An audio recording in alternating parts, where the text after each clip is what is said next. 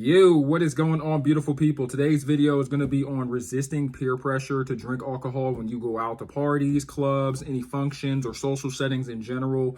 This is something that I personally really struggle with. I've always been a drinker. For those that know me in real life, I like to drink. Your boy likes the tall boys. Your boy loves tequila. I like the double shots. Like, I just love drinking in general. It's fun.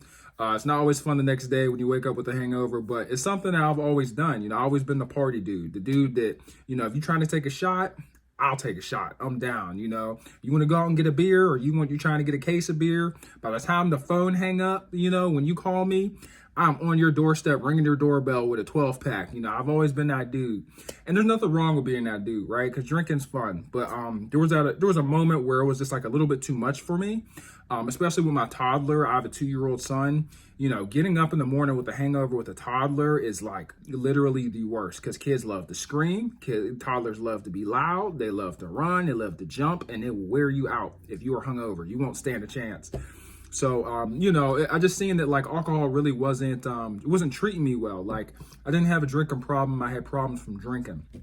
And, I still get caught slipping here and there, but I found pretty good methods to resist it, when I go out.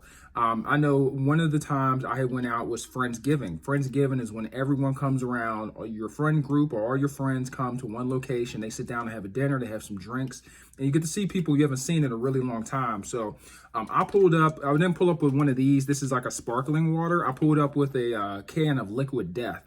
I brought 2 cans of Liquid Death with me, and they're pretty much just sparkling water. This is also sparkling water. The one that I brought had electrolytes in it. And so, when you have this in your hand, it looks just like a seltzer. It looks just like a regular beer. Sounds like a beer. You hear that? You crack it open, it's fizzy, just like a beer. And, you have something in your hand. It turns out that's like the biggest thing for me, is just having something in your hand when everyone is drinking. It's like a security blanket. I look just like you guys. I could just drive after. So this helped me resist, because people aren't asking me for a beer. They're like, oh, hey, man, you don't got nothing in your hand? You want a beer? You want a shot? So I'll be like, oh, no, I already have this. I'm good. I got this.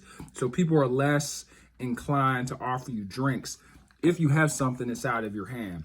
And you don't gotta be telling people your whole life story, like, oh, I lost my family in a terrible fiery crash while I was drinking and driving. You don't got to put yourself out there, or you don't owe anyone any explanation. My reason was I was just trying to better my life.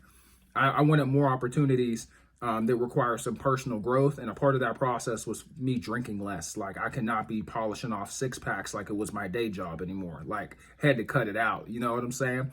But yeah, that's kind of how I resisted the urge to drink in social settings, and how I fought off the peer pressure. And yeah, man, it turned out to be pretty successful. And it turns out you can have fun when you go out without drinking. And it's, there ain't nothing wrong with drinking, bro. Your boy like to throw some shots back. All right, I'm about it. But when you're at a time period in your life where you need to either dial back, or maybe you just want to stop entirely, there ain't nothing wrong with bringing a seltzer with you. Bring a case of seltzers. Other people might drink your seltzers or ask for a seltzer instead of drinking alcohol.